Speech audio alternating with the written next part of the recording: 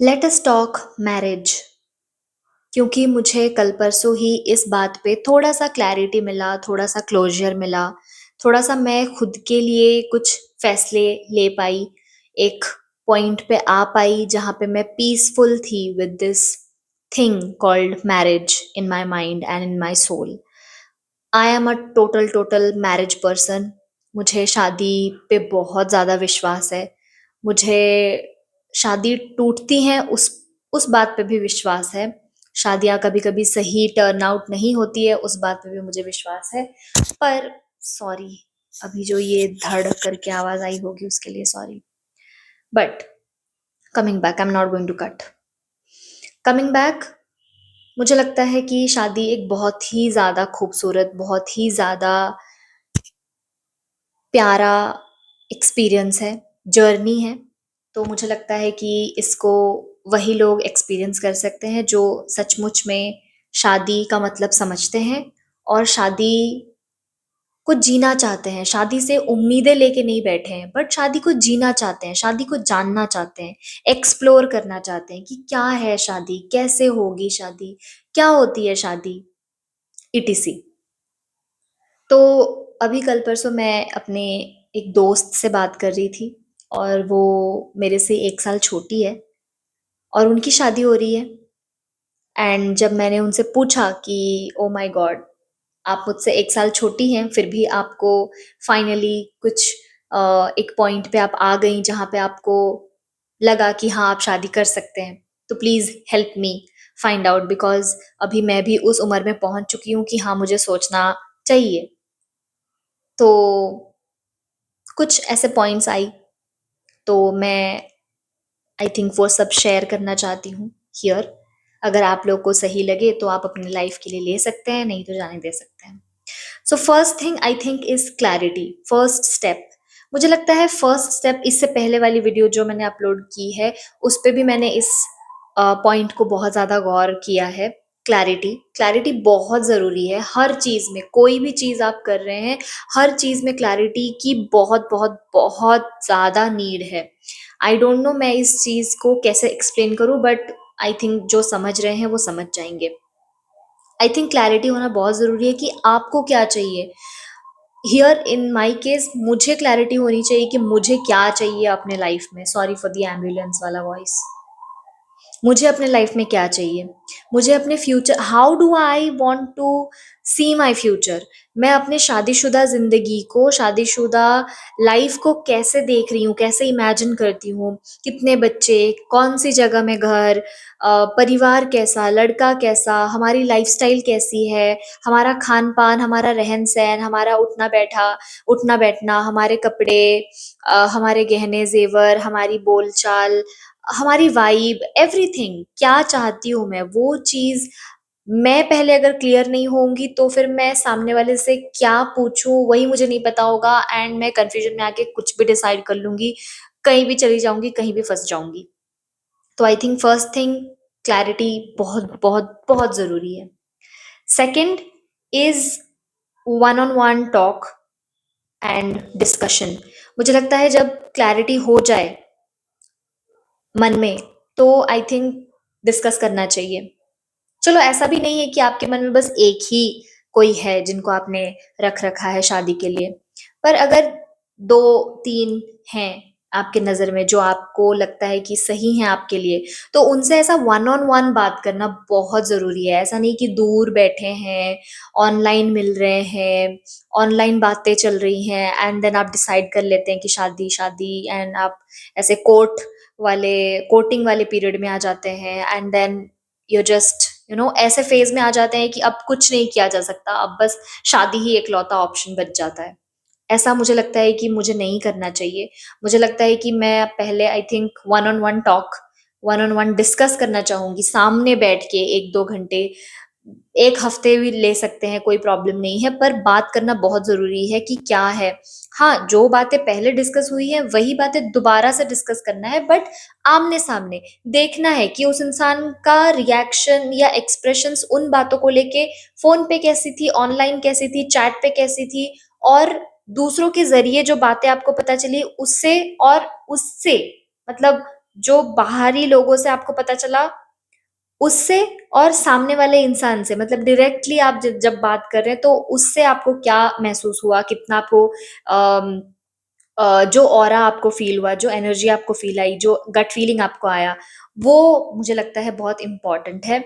And I think मैं उसको बहुत ज़्यादा इम्पोर्टेंस दूंगी, कंसिडर करूंगी कि मैं सामने बैठ के उससे बात करना चाहूंगी, सामने उससे पूछूं, उससे मिलूं, उसे देखूं कि उसके एक्सप्रेशंस कैसे होते हैं जब मैं बच्चे की बात कर रही हूँ कि हमारा बच्चा होने वाला है, या हमारे बच्चे के बारे में जब हम डिस्कस करेंगे तो उसके एक्सप्रेशंस कैसे होंगे, उसकी बातें कैसी होंगी, उसके चेहरे पे स्माइल है क्या नहीं है, एवरीथिंग यू नो। अगर हम इन लॉज की बात कर रहे हैं तो उसके चेहरे पे कैसी एक्सप्रेशन है, अगर हम ट्रिप्स की बात कर रहे हैं तो कैसी एक्सप्रेशंस हैं, everything everything I want to notice everything, I want to observe every little thing. Yes. And third is taking time to fix and coating. उसके बाद थोड़ा वक्त लेना चाहिए सोचने के लिए, थोड़ा सा वक्त देना चाहिए सामने वाले को सोचने के लिए, और थोड़ा सा वक्त लेना चाहिए खुद मुझे मिलना चाहिए। क्या बोल रही हूँ मैं? आई थिंक मैं वक्त लेना चाहूंगी कि सोच पाऊं कि क्या है क्या नहीं, खुद को प्रिपेयर करने के लिए कि ओके अब ये होने वाली है, मेरी लाइफ ऐसे होने वाली है। अगर अगर सामने वाले के साथ आपका ऑरा मैच कर रहा है, बट आई थिंक थोड़ा बहुत आपको सैक्रिफाइस करनी पड़ेगी, थोड़ा बहुत मुझे कुछ चीजें मेरी छोड़नी पड़ेंगी, कुछ चीजें उनको उनकी छोड़नी पड़ रही हैं, और ये मान रहे हैं, बट ऑरा मैच कर रही है, वाइब मैच कर रही है। तो उस चीज में खुद को अडेप्ट मैं कैसे करूंगी, वो सारी चीजें सोचने के लिए मुझे थोड़ा सा टाइम चाहिए होगा। तो आई थिंक ये एक बहुत इंपॉर्टेंट प्रोसेस होगी मेरे लिए। एंड उसके बाद फोर्थ एंड लास्ट स्टेप होगी शादी, finally fixing and getting married, getting myself married to somebody, getting myself engaged to somebody, getting myself committed to somebody. This will be my last step. And I think अब मैं उन बातों के बारे में बताना चाहती हूँ, शेयर करना चाहती हूँ, विच आर वेरी इंपॉर्टेंट। ये मैंने अपने नोट में ना प्रो टिप्स लिख रखे हैं। प्रो टिप्स तो नहीं कहूंगी, ये बस मैंने अपने लाइफ में अभी तक जितना देखा है, समझा है, जाना है, उससे जो मुझे मिल रहा है वो मैं शेयर करना चाहती हूँ। First thing is, marriage is not to escape. शादी कोई भी एस्केपिज्म का रास्ता नहीं है। आप करियर से बचना चाहते हैं, या इनकम करने से बचना चाहते हैं, या किसी भी चीज से आप भाग रहे हैं, और and you are thinking, and मैं सोचूंगी कि शादी कर लेती हूँ बच जाऊंगी, शादी कर लेती हूँ इन सब चीजों से गुजरना नहीं पड़ेगा, शादी कर लेती हूँ बस यहाँ से तो निकल जाऊंगी, शादी कर लेती हूँ बस इस सिचुएशन का तो सामना नहीं करना पड़ेगा, ऐसे माहौल में तो नहीं रहना रहना पड़ेगा। This is not marriage. अगर ऐसा सोच के मैं शादी करूंगी ना, तो आई थिंक मैं फंस जाऊंगी आगे जाके। और अगर ये भी मन में है ना कि अकेले रहने से डर लग रहा है, अरे यार आगे करियर का नहीं पता, मम्मी पापा बड़े हो रहे हैं, बूढ़े हो रहे हैं, वो सपोर्ट करने के लिए रेडी नहीं है, घर से प्रेशर आ रहा है, and I just let me get married, वो भी सही नहीं है, वो भी मैं नहीं करती। एक और बात यह है कि नो भावुक डिसीजंस। भावुक होके डिसीजंस शादी में नहीं लेना चाहिए। मुझे लगता है कि शादी शादी is not, you know, marriage is more of a responsibility kind of a thing. Marriage is not um, more than a change, more than something new, more than having fun, more than sex, more than company. क्योंकि मैंने बहुत से लोगों से ऐसा भी सुना है, बहुत से दोस्तों से ऐसा भी सुना है, अरे कितना सिंगल रहेंगे यार, शादी कर लेते हैं, अरे यार इतने दिन से कोई लड़की नहीं मिली है यार, कर लेते हैं शादी, ऐसा भी सुना है मैंने। तो I think marriage is not this.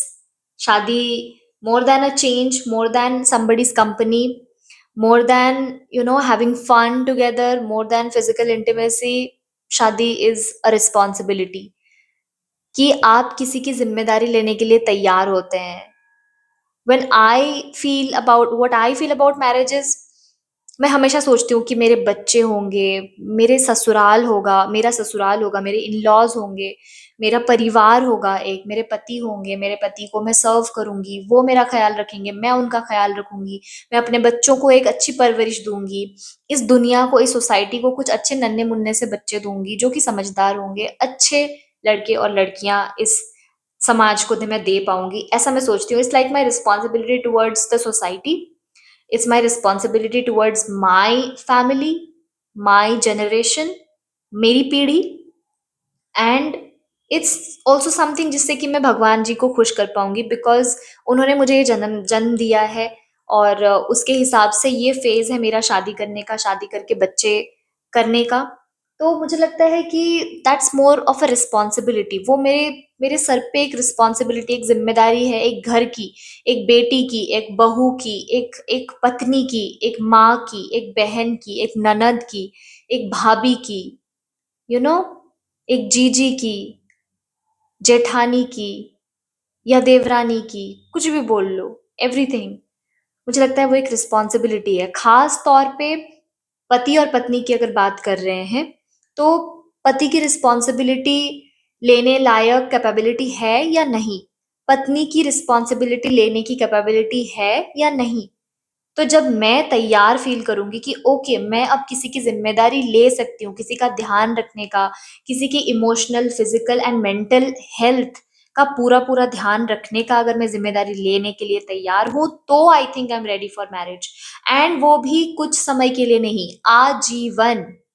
मेरी लाइफ़ की पूरी बची हुई ज़िंदगी, जितने भी दिन हैं, पूरा उस टाइम में क्या मैं कमिटेडली उसका ध्यान रखने के लिए तैयार हूँ?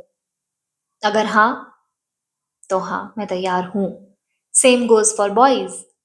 क्या मैं किसी लड़की का ध्यान रखने के लिए, उसको वो लाइफ़ देने के लिए, उसको खुश रखने की ज़िम्मेदारी लेने के काबिल हूँ? हाँ, तो मैं तैयार हूँ शादी के लिए। ये लगता है मुझे। और थर्ड में मैंने लिखा है, more than love I would look for a responsible man. ये मेरा पर्सनल ओपिनियन है, अभी भी मैंने रिस्पॉन्सिबिलिटी की बात की।